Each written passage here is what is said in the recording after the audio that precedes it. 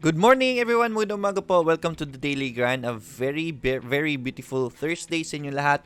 Today we're gonna be talking about bonds kasi mainit itong topic ngayon since we are to investing and then medyo ang yung mga gusto mag-invest, ang iniisip ngayon ang mga ay bonds. So for sure you've heard of this and you're considering yourself to transfer your funds to bonds or invest in bonds right now. So, yun po. We're gonna have this discussion so that you will know and understand paano ba gumagalaw si bonds, what makes bond works, how to understand bonds even more. Right? I always tell you this na before you invest in something, you have to understand this. So, before kayo pumunta sa bonds, you know how you should understand it perfectly as much as possible. At least man po, ma-explain ko sa inyo na maayos paano gumagana si bonds before you wanna transfer or invest in bonds, right? So yun yung pag-uusapan natin ngayon, and welcome to the Daily Grind. Let me just go to the comments really quick so that we can maligyan pa natin ng we can let the audiences sink in. Teka lang ha, ang ingay. Wala, this is Lord. Right, so yan, let me just turn down the volume really quick. Medyo ang ingay ng mga aso ko. But yan, sila yung makukulit dito sa bahay ngayon.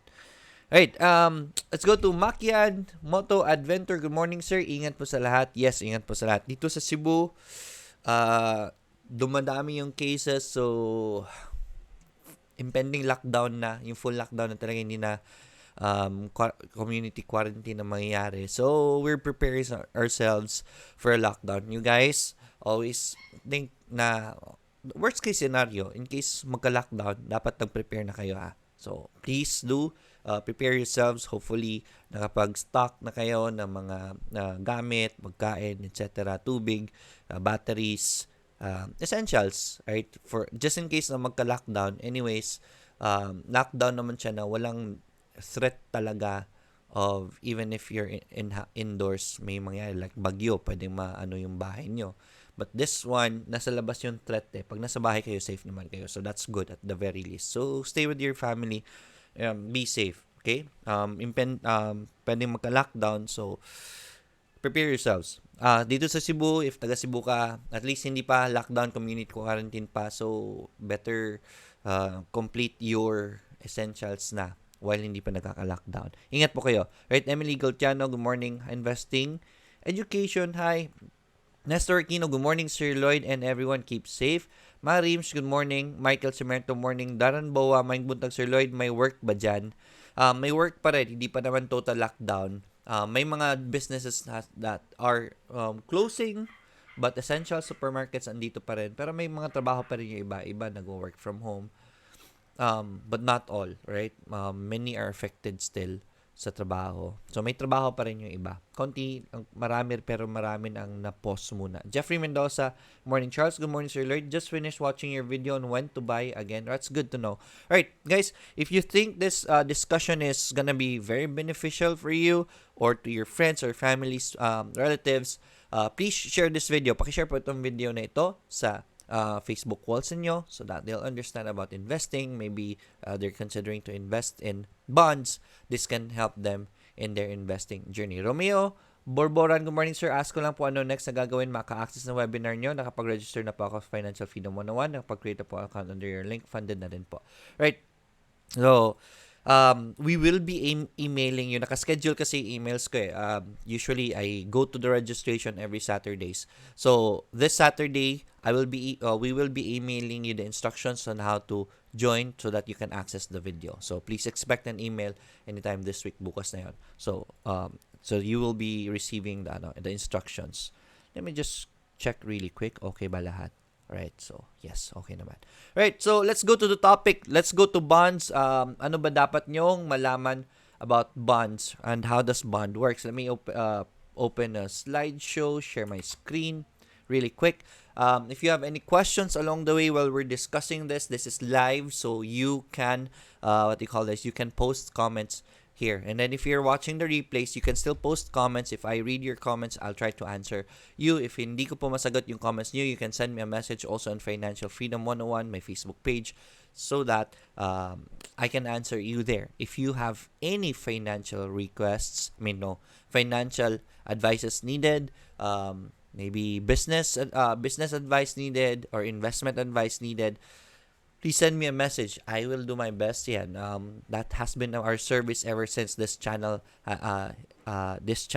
started. So whenever you need something, any requests, anything, any questions, please send me a message. We'll do our best to answer you. Right? So ito yung isa sa request. May nag-send sa akin ng request kasi can you please talk about bonds kasi we're considering to transfer our VUL funds into bonds, etc. So ano bang maganda?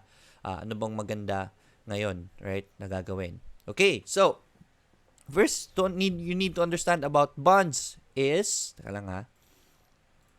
how does bond work? Paano ba gumagana ang bond? Right, so here is a photo for you guys so you'll understand it more. You can do a screenshot so that you can check this out. How does bond work? Ganito po yan. Si lender, ito yung nagpapautang. Usually, the government, paborito kong bonds is government bonds because very low risk. It's seldom that a country cannot pay bonds. Right? Napaka-rare lang po na instances niyan. Nangyayari lang yan pag nag-collapse talaga ang ekonomiya ng isang syudad. Pag nagkagera, ganito, ganyan. So, that's the only risk factor. That's why I like government bonds or pwede rin mga individuals or firms, yan, mga companies, yan, pwede po sila magbigay ng bonds, right? So, they're called the lenders. Sino yung nagbibigay ng bonds? And then, there's the bond principal. And then, the lendee. Ang bond principal, ito yung parang agreement nyo. Magkano ba ibibigay mo? Magkano ba makukuha mo from them? Okay, the lendee, typically a firm or... No. Sorry. Baliktad. Lender is lender is the nagpapahiram ng pera. Basically, ikaw, Basically, ikaw na magpapahiram ng pera, ikaw yung bibili ng bonds, bale. Saan ka bibili?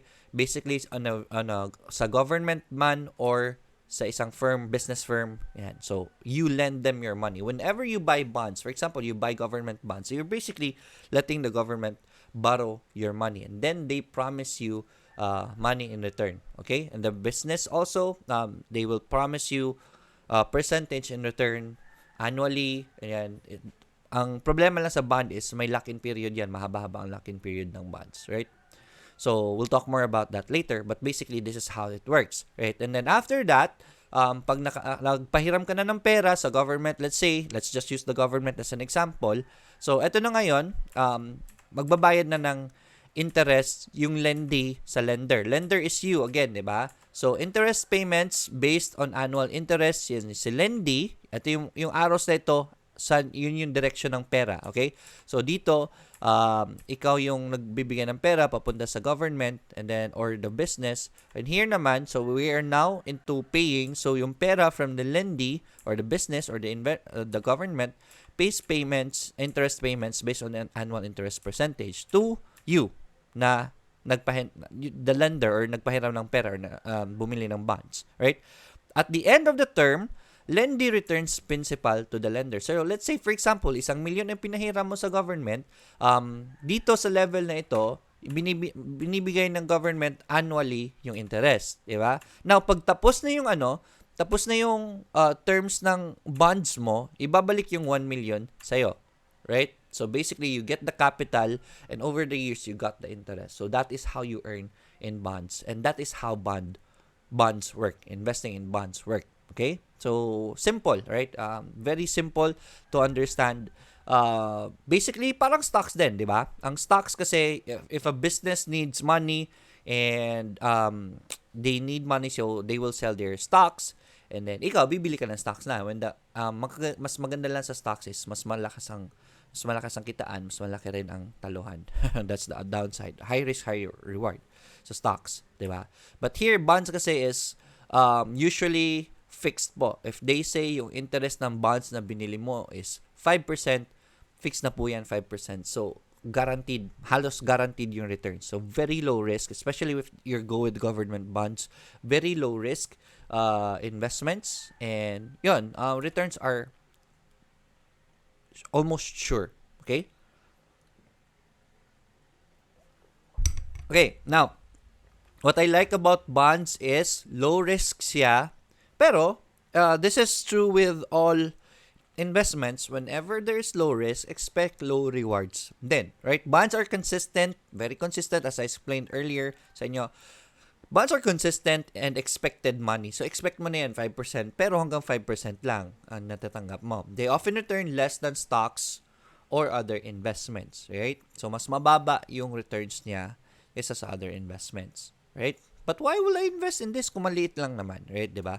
So, recommendation ko kasi kay bonds is for money na you cannot afford to lose. For example, you are saving for, let's say, estate planning. Estate planning, for example, you're already 40, you're already 50, and then plano mo na magtabi ng pera para sa kids mo. This can be an option, right? So, if ever gusto mo ipamana, pwede ito, right?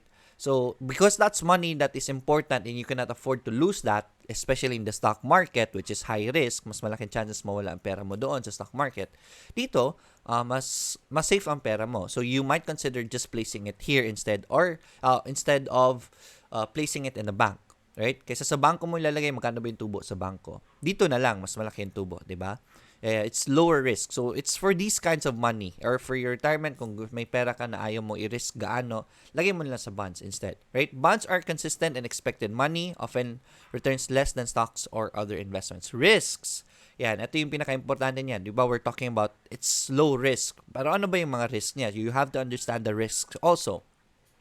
Right? If the bond is to a company, ito yung risk niya ha. If galing yan from a company, is from a company yan dapat. That company may go bankrupt or otherwise not be able to repay bond payments or principal itself. So, yun yung pinaka-risk nyo. So, if ever you buy bonds from a company, dapat very stable company. Right? Maganda ang future ng company, may growth potential pa rin, and very solid company. Like the blue chips, sila San Miguel, nagbibigay nagbebenta ng bonds yan. Let's say SM. Right? So, these companies are good when they sell bonds, okay? And then yan yung risk mo if ever you're investing in companies. Same with government bonds, right? May risk din sa government bonds. The same then if ever bumagsak ang government, I mean yung economy ng country, etc., magka-recession or magka-gera, it can happen, but less likely to happen. Kailan ba nagkahuling gera sa Pilipinas, 'di ba? Recession happens, nagkaka-recession man, hindi naman nagko-collapse yung country. So, it's very rare. That's why I love government bonds because very low risk. Minsan lang, napakaliit ng factor na bumagsak yung isang bansa. Right? Now, risk, ito yung pinakamalaking risk, is the interest rate. Let me check the next part of the slide. So, I want to explain this because this is where, ito yung pinaka-volatile factor ito yung sinasabi ko, interest rate risk. Ito yung pinaka-volatile factor ng bonds kasi. So, this is now, I'm gonna be explaining to you now what makes bond prices go up or go down and why are people scared of investing in bonds or bakit nagkakagulo sila sa bonds ngayon, right? So, kasi mataas ang interest rates ngayon. So, it's good to invest in bonds, So, why do you want to go for bonds, etc.? So, this is very important. You need to consider this. You need to understand this when getting into bonds, right? But before I go to that, because this is the main part of the investment, of the discussion, let me go to the comments really quick and see if you have any questions. Again, if you have any questions, please post it in the comments. Rona right? Rona Vinatan, when is good to invest again on stocks? Thank you. When is the best time to invest again in stocks? Check out the previous videos of the Daily Grind, right? Meron akong episode doon na when to buy stocks again. It's showing us good signs right now, pero hindi pa po confirmed ito. If you're an aggressive one, you can start buying now. But me, I always want you to consider confirmations na okay na ba talaga bumili. So, wala pang signals ngayon. Kahit na nagbabounce yung market, wala pa tayong signal talaga na okay na. So, I want you guys to wait for confirmations. And then, andun po sa video na yon to explain to you better when kayo pwedeng bumili ng stocks again. Okay? If ever aggressive kayo, right now it's good. Every time na nagsa-sideways ang stocks, that's time to buy. And then if it goes further down, just buy more. Pwede naman ganun. Charles, since tumaas yung BDO and other companies, is it okay to buy now? Right? These are bounces. We were expecting these bounces after the massive drop. It's a good bounce, but it's not yet a confirmed na reversal. But if you want to start buying now, you can actually. Right? I just cannot guarantee you that this is the bottom. Yun lang. Right? So if you buy now, if ever it goes further down in the future, you just buy more. Pwede po yan kung gusto niyo na pong bumili. Right? Be humble in trading. You cannot guess the bottom of the stocks. Wala pong accurately, at the very least, wala pong accurately nakaka-guess ng bottom.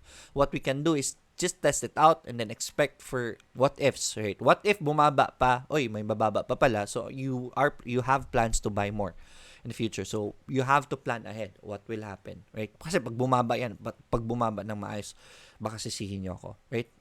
Please, you cannot, what do you call this? Again, in stock market investing, you cannot guess the bottom accurately. This might be the bottom. Yes, that's good. If ever nakapasok kayo. But if it goes further down, just buy more. So you can start actually bumili na ngayon. Because this is a good sideways. Pero si COVID, lumalala pa. So we're still expecting the stocks to go down. So I'm not yet being aggressive. It's not yet the time to go aggressive. I'm waiting for confirmations before I start buying. Ilan percent po ba yung interest ng bond? Depende po yan. There are factors that will make bond interests go up or go down, which is what we're going to be explaining today. I haven't checked the current prices of bonds ngayon, but I'm going to be explaining to you now ano yung factors na nag-aano ng bonds. This is a very good question. I'll check this out today, and then pag-usapan natin bukas magkano ba yung ano ng bonds ngayon for this year. So let me just write this down. Right, so one moment. Right, so ilang percentage po ba ang bonds ngayon? So we'll talk about that tomorrow, okay? Samboy, sir, yung sa government bonds, ma-hold po ba yung 10 years to 15 years? Second na tanong, di po ba talo sa tax? Hindi naman po talo sa tax yan, right? So napakalit lang naman ng tax compared to what you are earning. So hindi po talo sa tax yan. Yes, ma-hold po siya, but you can sell your bonds, right? Which is what we're gonna be talking about today. Farouk Kawaja, hello. Jeffrey Mendoza, Sir Lloyd, sa video nyo po na when to buy stocks again, MACD po ba ang PSEI na tinitingnan namin or per stock po? Alright, we are looking at PSEI on the broader perspective kasi, diba? The stock market index. If the stock market index is doing well, then that means yung individual stock should be doing well also. So I'm looking at PSEI's, what do you call this, MACD, to know if okay ng market, and then if I see that okay ng market, then that is when I'm gonna look at individual stocks na. So from broader perspective down to individual perspective for mas specific na perspectives ang dapat strategy ninyo when it comes to investing. Same with trading, you look at the broader time frame for the overall trend, and then sa day trading to and then you go lower for your trading, right? So that you will know the overall trend. And right now, the overall trend sa PSEI is still on a downtrend. Wala pa tayong reversal na signal. So it's not yet time to start aggressive on individual stocks. If you're an aggressive player, you can start buying now, right? No questions with that. Iba-iba tayo ng iba-iba kasi tayo ng what do you call this? Risk appetite. That's what I want to say. So if you have a risk appetite which is aggressive, then you can start buying now. But right now, no, I'm not being aggressive. So I'll just wait for current confirmations before ako mag-start ng buying. Francis Fahilan, good morning, Sir Lloyd. This is a very good topic. That's good to know. Right, so now, nabasa na natin yung comments. Let's go to this point again that I have on the bottom part of the screen. The risk is the interest rate risk. This is the biggest factor that affects bond prices. Okay? So, ano ba yung interest rate risk? Right? So, you have to understand first that let me go full screen para mas intense. Right? Right? You have to understand first that you can always sell your bonds to people. Right? Meron pong, pwede nyo pong ibenta ang bonds ninyo. Madali lang magbenta ng bonds. Right? It's just that, ganito po yan. Let's suppose na nagbumili ka ng 10-year bonds with 10-year treasuries, yielding 4% worth, right? 4% annual. So, for example, yung government ngayon na nag-o-offer ng bonds na 4% annual na growth. And that's okay with you. And you buy, let's say, 100K worth, alright? 100,000 worth of bonds. Pwede po yan, right? Now, let's suppose that you wish to sell your bonds now, right? For example, nakabili ka 3 years ago. And then, now, maybe 3 years forward, presently, you need liquidation. Kailangan mo ang pera mo. Let's say, yung 100,000 mo, nagka-emergency ka or magsa-start ka ng business and you need 100,000. So, may bonds ako doon worth 100,000 yielding 4% a year. So, pwede ko ibenta ito so that I can get my 100,000 or may capital at the very least, di ba? So, that you can do that. It's just that iba-iba na ang presyo pag benta mo niyan ngayon. Bakit? Let's say, for example, ang current interest rates for the same maturity now is at 10%. What if ang interest rates ngayon is 10%?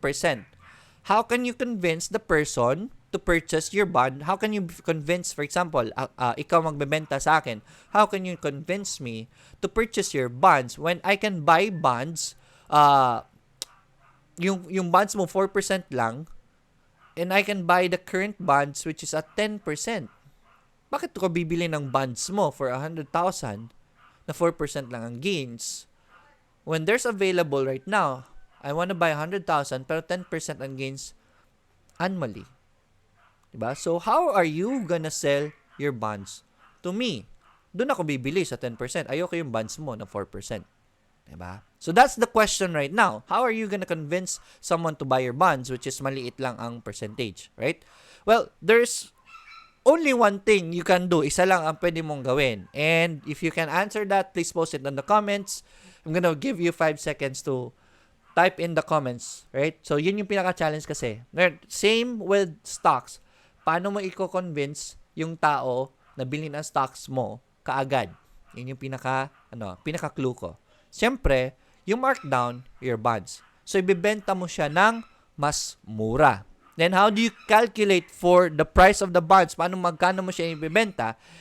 In fact, the price at which a buyer would buy your bonds is readily as a new issue is that price. So for that person to buy your bonds, let's try it. I'm just gonna show you no, not this one. I'm just gonna show you a simple version. Let's say paint. So for that person, 'di ba, 100K yung bonds mo for 4% annual growth. And there's 100K available here for 10%. Ito lang I'm just using this. It's a very complicated math and I'm not very good at explaining math. So basically, ito lang. For this alone, just to explain to you para maintindihan nyo paano nyo mabebenta yung 100K worth of 4% bond mo. For you to meet this kind of current bond price, para mabenta mo yung bond mo, you have to sell your 100K for only 30K na lang. Right? That's how deep it is going down. Okay? For 10% bonds. Okay? So, if may 100K ka na 4% yielding bonds and you wanna compete with 100K worth of 10% bonds, you have to sell your bonds for 30K. Right? So, that is how you will be able to sell your bonds. And this is just meeting the demands, right? For you to convince me, you have to sell it to me 30K. Pwede ko pang tawaran yan. Benta mo lang sa akin ng 25K. Bibilin ko lahat yan. And it's cash already. So, pwede pang bumaba yan. Diba? You're just meeting the 100K na 10%. So if ever, para ma-convince mo ko, you have to sell it to, down to 30K just to match it. Right? Just to match it. Okay? Okay? And then, kung gusto mo pa talaga mabenta ka agad, kasi magdadalawang isip pa ako, 100K dito, dito 30K lang sa'yo, pero pares lang naman ang yield yearly. So, magdadalawang isip pa ako. But for you to convince me, pwede mo i-lower yan. Will you sell it to me 25K? Sige, kung 25K, bilhin ko na kaagad yan. Right? So, basically, pag binili ko ng 100K tapos ibibenta ko ng 30K, lugi ako. That's the point. That's the risk I am talking about. Right? Ito yung interest rate risk. Pwede kasing bumaba ang presyo ng bonds mo kung kailangan mo ibenta because of the current interest rates. Right? So, that's the problem with bonds. But it only arises if ever you need to sell your bonds. So, basically, the only problem comes during liquidation if kailangan mo ibenta. But, if hindi mo naman ibibenta, you're still earning 4% of your money every year. So, hindi ka naman lugi. Lugi ka lang kung ibibenta mo ngayon. Okay? Kasi, may bonds ngayon, 10%. Yung nabili ko 4% lang. So, lugi ako. So, sana ngayon ako bumili. Right? It's never too late because you can never you can never guess the future anyway. So, huwag ka magsisisi. All you can do is buy more bonds if you want to, if naiingit ka sa current bonds. But my point right now is this is the interest risk rate that you are facing when it comes to bonds. So, best to buy bonds when interest rates are high. Okay? Ito yung pinakamagandang time bumili ng bonds if interest rates are high. Okay? Kasi pwede kang makabili ng murang bonds sa mga tao. Yung mga gusto magbenta na, oy guys, taas ang bonds ngayon. So, if ever need nyo money, pwede kong bilhin yan. Or if ever, bibili ka diretso sa government. So, pwedeng ganun po. So, that is your risk when it comes to bonds. Right? And when should you buy bonds? Pag mataas na yung interest rates. That's the time to buy bonds. Okay, so, now, let me just pull up my presentations again. So now you understand. What makes your bond prices go down. I mean, hindi pa siya reason bakit siya bumabagsak. It's just that during interest rates nag-affect ito ng price. Now, what we're gonna be talking about is what makes interest rates go up or down, right? So we're going to be talking about that. Let me just go to the comments really quick. For Jeffrey Mendoza, lesser price. Yes, lessen your prices. Very good answer. Farouk Kawaja, lower the price of the bonds. Very good answer. Yikes. Good morning, Coach. Good morning, RZ. But at least you understand now the problem with bonds is, yun yung risk niya. What if mas mataas next year ang bonds at kailangan mo ng pera, the problem only arises during that time if ever ibibenta mo. But still, you are still gonna be earning. Diba? So, that's still not a problem. Only if you sell the bonds. J-Fly, saan makakahanap ng seller of bonds? May agency for that, sir. Banks, meron. Mga brokers, meron. Marami po, right? We'll talk about that. Sige, because we're gonna be talking about the current prices of bonds. We will have a different discussion about that on how to specific discussion on how to get bonds. We're gonna be talking about bonds part 2 tomorrow. Okay? So, abangan niyo po ang bukas na episode. Kasi mahaba-haba yung susunod na explanation ko because my next part of the discussion is, it's already 9. Next part of the discussion is what makes bond prices go up or down. And kung alam nyo kasi ito, kung alam nyo na tataas ang bonds na interest rate,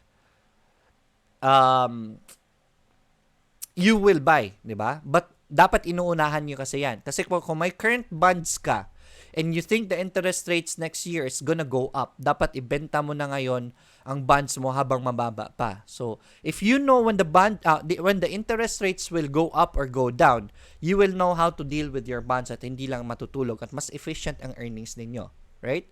Sa tingin ko, babagsak ang, let's say, tataas ang interest rates ng bonds next year. So, yung bonds ko mawawala ng value kasi kung ibebenta ko to next year, mataas next year ang interest rates, di ba? Pag mataas ang interest rates, kung ibebenta mo yung current bonds mo, babagsak ang presyo ng bonds mo. Ito yung pinaka magulo na part diba? So you need to understand this na kung ang interest rates ng bonds aakyat, yung value ng bonds mo na hawak mo ngayon, kung mababa yung interest rates na binili mo, mas babagsak pa yan yung value. Diba? Sabi ko sa inyo, pag mataas ang interest rates, doon bibili ang mga tao, hindi nila bibili nyo sa'yo. If ibebenta mo yung bonds mo, hindi mo mabebenta ng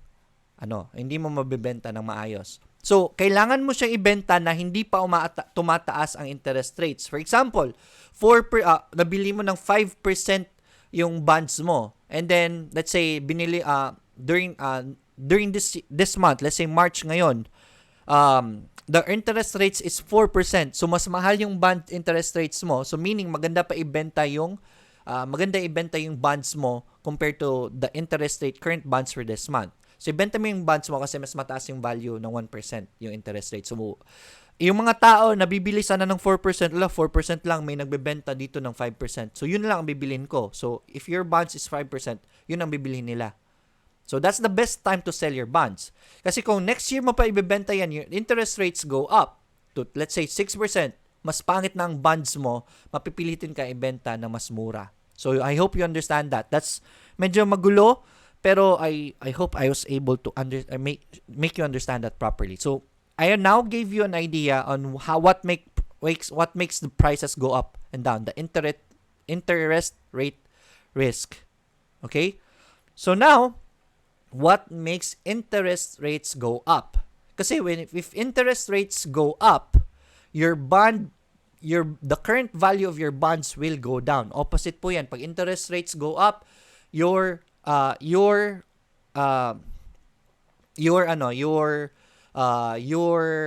you call this? Your bond value goes down, right?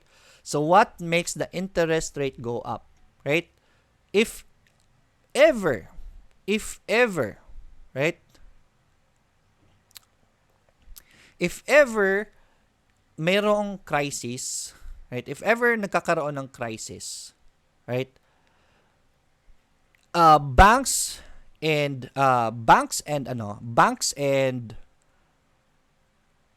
businesses will need money. And because may crisis, konti lang ang mga gusto mag-invest. So that people will want to invest, right? People wanting to invest, right? Ibebenta nila yung bonds nila, right? I'm talking about the business or the government. For you to invest in us, for example, I'm the government, or if I'm the business, for you to invest in me, dapat ligawan kita. And paano ko ligawan ang investors? Malaking returns. So, what I'm gonna be doing, since my crisis at konti lang ang perang umiikot ngayon, like for example, the current situation with COVID-19, if the company or if the government needs money and I want your money, I will sell you bonds, let's say for 10 years, for example, and then I will give you 10% interest rate annually. So, tataasan ko ang interest rates para bumili ka ng bonds ko, right? So, whenever there is crisis, because businesses and the government need money, tataasan nila ang interest rates para marami pang mag-invest. Kasi kung mababa lang ang interest rate, hindi kayo hihiram sa akin. 'Di ba? Para humiram ka sa akin, I'm gonna be promising you high returns. And by law, I am obliged to give you that. The only time you can escape that if ever mag-bankrupt yung company, 'di ba? So yeah. So that is what makes interest rates go up. Number one po is the crisis or recession. Whenever there is small money circulating around, especially in the investment world, walang choice ang government, walang choice ang companies. They will increase the interest rates returns to you, the lender. Right? Ikaw na bibili ng bonds, tataasan ko ang interest rates. Okay? And now, since mataas ang interest rates, if ikaw na hindi pa bumibili ng bonds, this is the best time to buy bonds. Okay? This is the best time to buy bonds. Good news for you na hindi pa nakakabili. But this is bad news for bond holders. Right? So, yung meron ng mga bonds ngayon their bond values na binili nila noong 4% pa 5%, since now, currently, nagbebenta ng 10%, your bond value is gonna drop if ever may bonds ka na currently hawak. So, it's good news for wala pang bonds. It's bad news sa meron ng bonds kasi babagsak yung value ng bonds ng meron ng bonds. Okay? So, dalawa pong side yan. Merong makikinabang, yung nag-antay. Merong malas, yung mga naunang bumili nung maliit pa ang interest rates. So, right now, because there's crisis, we're expecting bonds prices the bond interest rates to go up. So, this is a good time to invest in bonds kung wala pa kayong bonds. Okay? Now, bad news sa mga may bonds na, this is not the time to sell bonds. So, you're expected na yung investment nyo sa bonds, bumabagsak ang value ngayon. So, I hope you understand that. So, during crisis, tumataas ang interest rate sa bonds. So, kaya po maganda mag-invest kay bonds ngayon. Kaya po marami kayo naririnig, dapat ba sa bonds ako mag-invest ngayon, etc., etc. So, yes, that would be the answer if ever wala pa kayong other investments. I will not go for, if wala ka pang investments, if kakasimula mo pa lang, I would not go for stock market right now. I would go for bonds right now. Okay?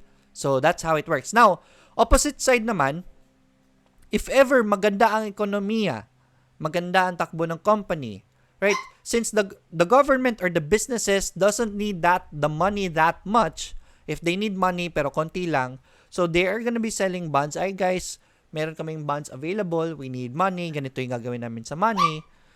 Pero since they don't need the money that much, kasi malakas naman ang kita ng kumpanya kasi walang recession, malakas naman ang kita, marami namang pera na pwedeng mahiraman. So guys, we're gonna be selling our bonds at 4% for 10 years. Minsan pa nga mas mahaba, 20 years, 30 years. So pangit bumili ng bonds during those times. But there are people na wala akong choice. You don't know when the next recession, you don't know when the next COVID-19 is gonna happen, but wala kang choice. So you have money right now, kasi ilagay mo sa bangko, lagay ko na lang sa bonds. So nabili mo na siya ng 4%. Okay? It's not the right time to buy bonds, but if you have no choice, it's still a very good investment nonetheless.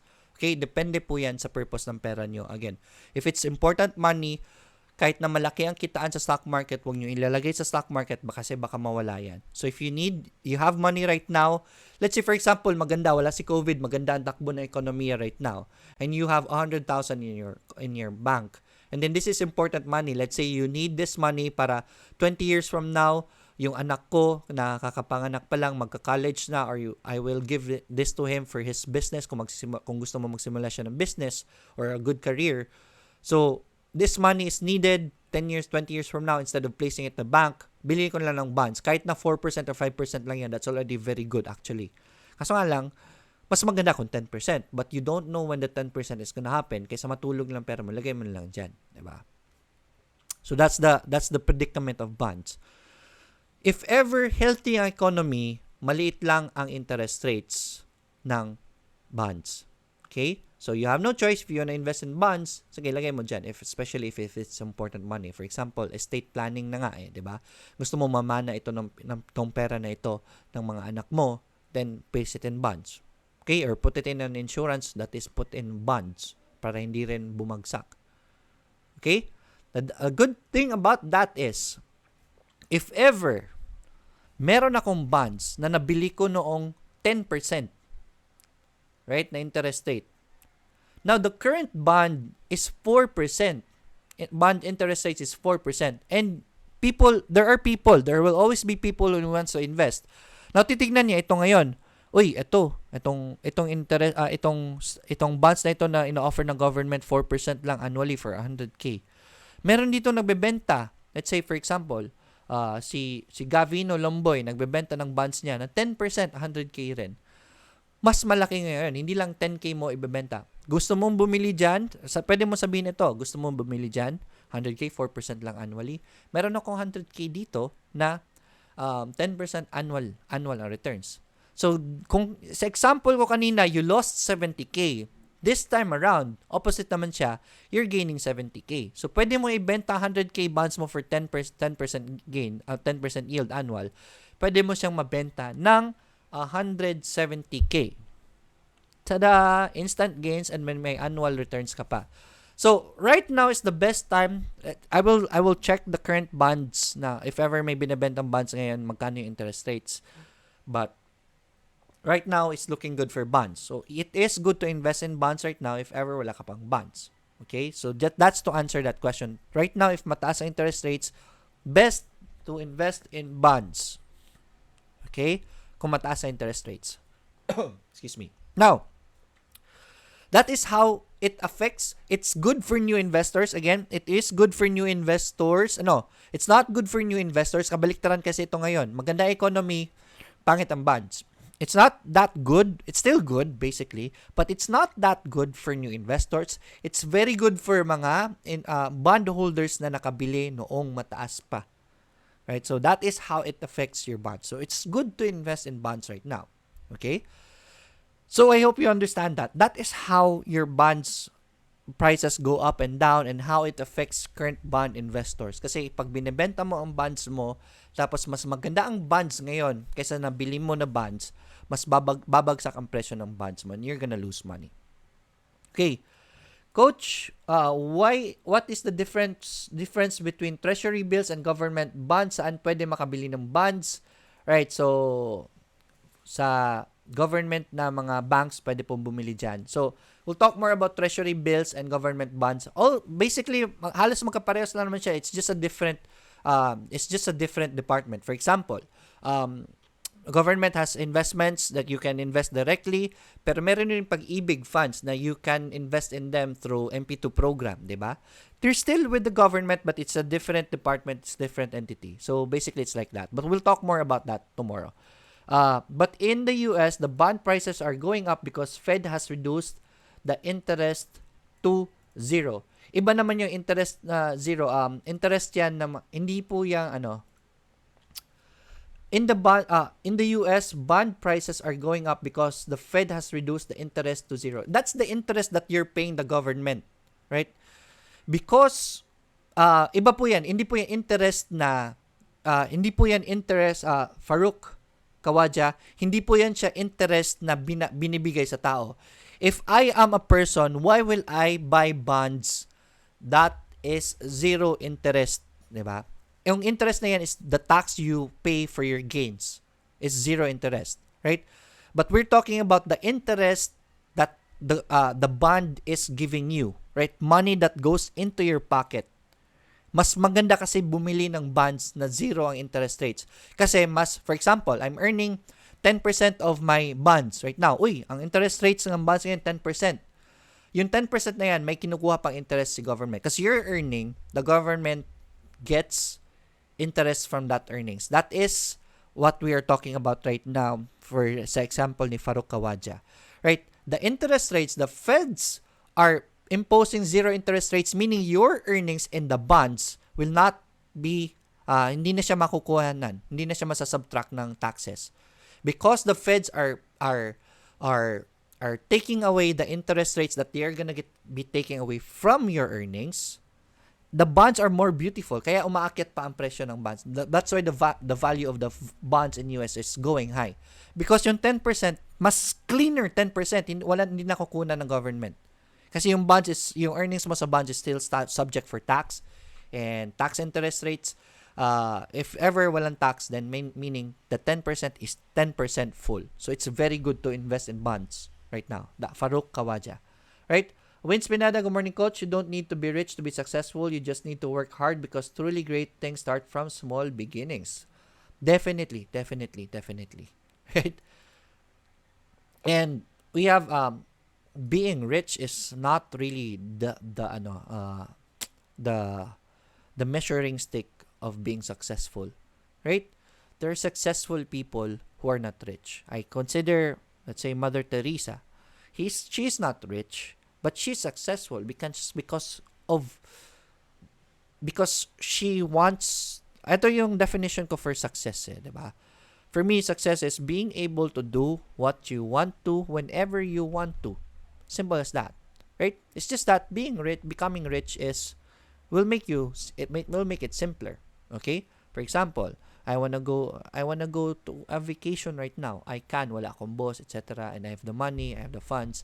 I can do that anytime. Mother Teresa is at that state. If she wants to help the poor of Africa, she can go there anytime. And pag-aagawan pa ng mga hotels, pag-aagawan pa ng airlines, she can do whatever she wants. That's success for her. She doesn't need money to do that. Right? She's successful that way. So you don't have to be rich to be successful. Very good point. Right. Sir Lloyd, good morning. What's your opinion on putting savings on online banks like CIMB na mat 4% interest annum? So, if so, suggested mo po na alternatives. Right? So, that's good. 4% per annum is basically okay. Diba?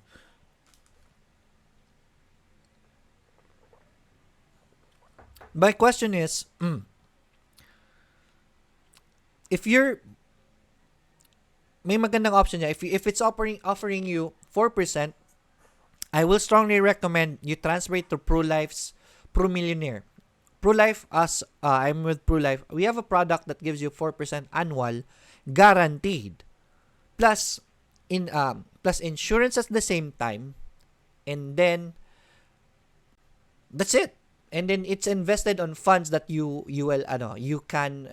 invested in funds na is handled by very good fund managers. So nag-i-increase pa ang value ng pera mo, and then 4% annual guaranteed plus the growth of your money. Let's say for example, after a year your money grew 10%, so now it's now 1.1 million.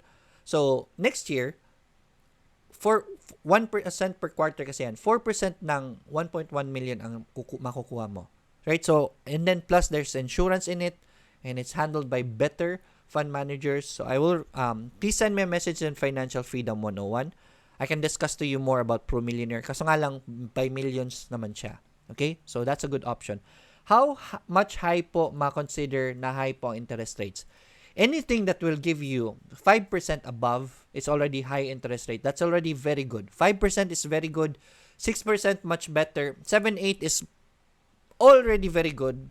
9 or 10% is minsan lang nangyayari yan, pero that's always very good. 7-8% is already very good for me. Right? 5-6 is good. Actually, 4% is, compared to other investment, 4% is baseline. Yun po yung parang okay na. Right? 5 and 6 is good. 7 and 8 is very good. 9, 10, above, that's the best already. Right? So, that's a very good question from Jeffrey Mendoza. Sir, makakahanap ng seller ng bonds? May agency for that? Yes, meron po. Yung banks niyo na binilan niyo ng bonds, they will be the one to deal for it for you. Rosalind Dariano, Coach, what's the difference between treasury? We already answered this. Gavin No Lomboy, hi Sir Lloyd, just reserved 1M bonds with BP at 4.04% interest for 1.5 years. That's already very good. I don't know if na-allocate na as per BPI. It will start debit March 27. Meron din ganyan si BPO. They're offering me that also. That's already very good bonds for 1.5. Ang kagandahan nito is just 1.5 years, right? Very low yung lock period. So, after 1.5 years, makukuha mo na. So, it's a low-risk, average investment. That's already very good for me. I will say that's already good. Anilin, does bonds carry withholding taxes? Meron po. May taxes po yan sa earnings ninyo. Marim, Sir Lloyd, yan ba yung sa government natin na premyo bonds? May bonds sa government, meron silang premyo bonds. It's a raffle promotion na if ever there's a chance that you will win if you support the bonds. If bumili ka ng bonds, meron kang raffle ticket na pwede kang makakuha pa ng mas marami pa. So, pwede po yan. It's a promotion, yung premyo bonds na yan. Anilin, the ProMillionaire 1% guaranteed is based on fund value, not on your capital. Yes, the ProMillionaire is based on your fund value, right? Kasi pag, for example, you place it in a fund, let's say for example, the Global Fund, which is a fund name, marami kasing funds ang ProLife, right? I love the global, it's the growth funds. We call it growth funds kasi hindi lang siya sa stock market nakalagay. Mas managed siya. So, if ever that increases, let's say 5% a year, then yung fund value mo lumaki, then 1% quarterly of that fund value is given to you. So basically, 4 quarters, 4% of the fund value ang bibigay sa inyo. Okay? So it's based on your fund value, not your capital. Kasi pwede pong bumaba ang fund value ninyo. So, yeah. So that's where Annalyn for Pro Millionaire. To answer you about Pro Millionaire. Kasi 1% guaranteed every quarter yan, and yung gains din na deposit on a separate bank account. Para this is a way for example, you have 10 million right now and gusto mo i-preserve itong wealth na ito para sa mga anak mo, but you still wanna enjoy the 10 million yung growth niya, lagay niyo po sa Pro Millionaire. Send me a message so that you can get, let's say, ang 10%, ang 1% kasi ng 10 million quarterly is 100k, di ba? So meron kang 100k every quarter to enjoy your 10 million. That's the point of Pro Millionaire. You're preserving the fund, you're letting it grow, plus pwede mo ilagay sa bonds or other funds ng Pro Life, but you're also protected at the same time. Pro Millionaire, ang kagandahan nito is, what if after 1 year nagka-problema talaga, naging 900k na lang ang pera mo, fund value mo. If ever sa insurance niya part is, if ever matsugi ka, yung magkano yung capital mo, yun yung ibibigay ni Pro Life sa mga anak mo. So basically, you have preserved the 10 million kahit na bumagsak ang market with Pro Life, with Pro Millionaire. That's the good thing about Pro Millionaire. That's why I love that product. I will mention Pro Millionaire to you guys, because that's one of the best products to preserve your money. Okay? So, yeah. So basically, that is bonds. Let me just, meron pa ako, So, question again, just to review. So, is it good to invest in bonds? Answer is, it depends. Kasi there will always be better options depending on the purpose of your money. If your money is for long term at kailangan mo itong pera nito 10 years, 20 years down the road, gusto mo ipamana ito, huwag mo ilalagay sa stock market, maubos yan. Baka malaki ang chance maubos dyan. Yan. Okay? Lagay mo sa bonds, mas low risk doon. So, is it good to invest in bonds?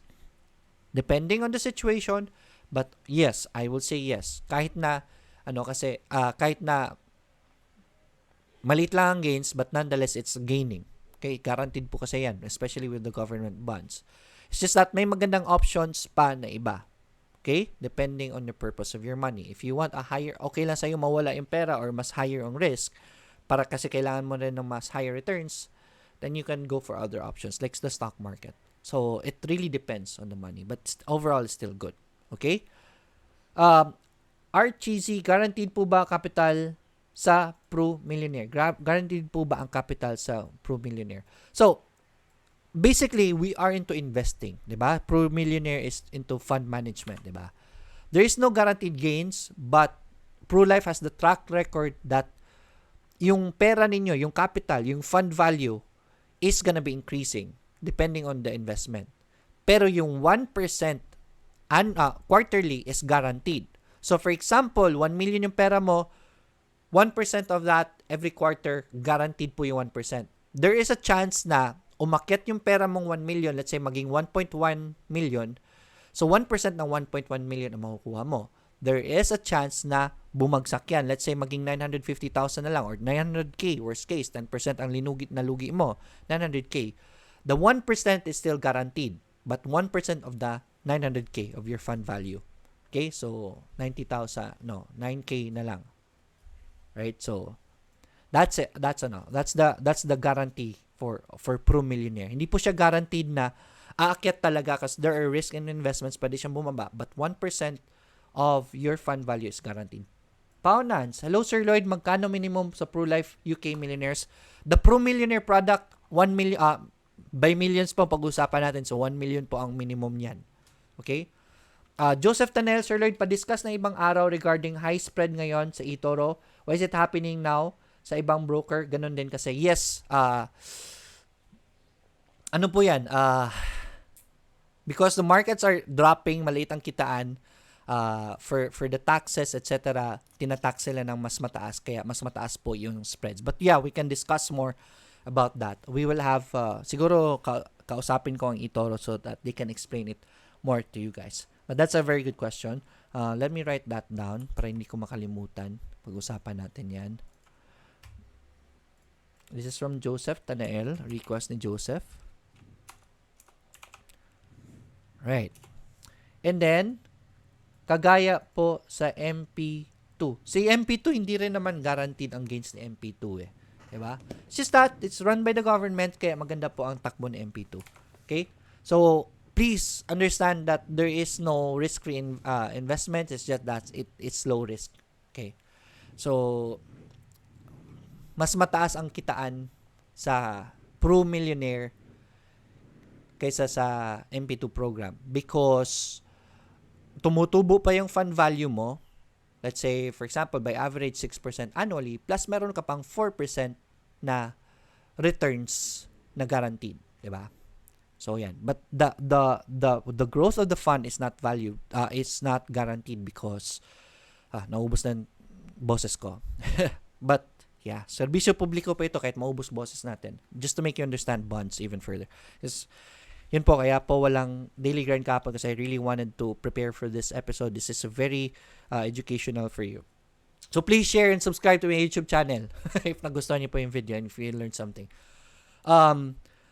Ito, I want to share this. The problem with bonds. Ano ba problema talaga ng bonds? Ano ba kinakatakutan ko kay bonds? Ito lang. The problem mainly arises during liquidation. So, only arises if you need to sell your bonds. Okay? Pag binili mo ang bonds, let's say ang guarantee sa'yo is 5% and you don't need the money, if hindi mo kailangan ng pera, wag mo ibenta, then there's no problem with your bonds. Okay? Magkakaproblema ka lang if ever ibebenta mo ang bonds mo at maliit na ang value ng bonds mo. So, doon ka lang malulugi. Okay? So, if 10 years from now, if you're able to hold, let's say for example 1 million, if you're able to hold that for 10 years, ibabalik ng ng lendy yung 1 million mo. So walang nawala sa iyo. And then you have the 5% every year. So walang nawala sa iyo. It's just that during liquidation lang, kung kailangan mo ang pera or kailangan mong gawing cash ito, it is dependent on the current value of the market. So right now is a good time to buy bonds kasi for sure mataas ang interest rates ng mga bonds. The next coming future, pag nag-recover na yung economy, yung stocks, babagsak na naman yung interest rates. Since you have a very good bond that you bought with high interest rates, pwede mo ibenta ito at mas malaki. So it's good to invest in bonds right now. And for short term, especially for short term, yes, it's good to invest in bonds right now so that when you sell it, mataas na yung value pag nagre-recover na economy. Diba? Alright, so again, the problem mainly arises during liquidations as the price for selling them may be lower than your initial investment. So you have an opportunity right now with bonds. We'll talk about the opportunities tomorrow even further. It's already 9:30. So we'll talk more about bonds pa rin tomorrow. If you have money, it's the time to invest in bonds. Magkano ba interest rates? What are your strategies for it? So pwede natin, this is very good because we have an opportunity for a very good bond which we can sell in the short term at a much higher price. So, mas mataas ang increase. There was a question, sinasabi sa akin noon na, Sir Lloyd, meron akong VUL na ngayon. Pwede ko bang, and then nasa stock market nakalagay, pwede ko bang i-transfer sa bonds? I will say, no, do not transfer it to bonds kasi it's too late. It's a better option would have been na before bumagsak ang market, dapat doon natin binenta ang bonds. Before nagkamahalan ng bonds, dapat doon tayo bumili ng bonds. Kasi pag increase ngayon ng interest rate ng bonds, hindi mo dapat binili noon kasi pangit. So it's a good time to buy bonds right now, but ang problema niyan is yung stock market na investment mo sa VUL mo is hindi nag-average down. So tabla lang, right?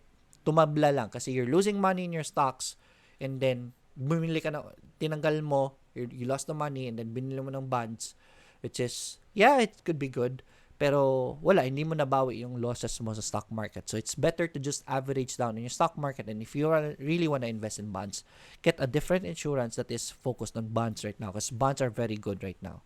Okay? Sir, no, how about ISM? Nagpalit na siya ng dito, tataas na po ba siya? The market is not good, so we're not expecting for it to go up. But if ever tataas siya, then that's good. Right? It's definitely good news. Problema lang, wala investors ngayon because of the crisis all over the world. So, do not expect that much. Right? Wag kayo umasa ng gaano kasi pangit pa ang market. Right? So, that's the only problem I can see with bonds. And tomorrow, we're gonna be talking about if ever bibili kayo ng bonds, magkano ba ang bonds ngayon, saan ba bibili, what interest rates are good, and what are the future strategies for your bonds if ever bibili kayo ngayon. Alright? So, we're gonna talk more about that. Wala na akong boses ngayon. So, please, no, not tomorrow. It's already, Friday na ba ngayon? Diba?